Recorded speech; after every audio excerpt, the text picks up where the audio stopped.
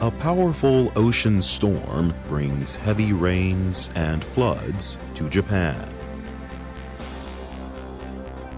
Protesters speak against Philippine President Rodrigo Duterte ahead of his meeting with Israel's President Reuven Rivlin in Jerusalem.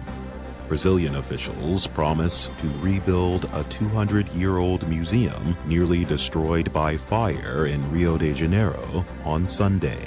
Reports say about 18 million museum objects may have been destroyed. And a group of artists in Egypt turn old glass bottles into art to decrease pollution and bring attention to its dangers.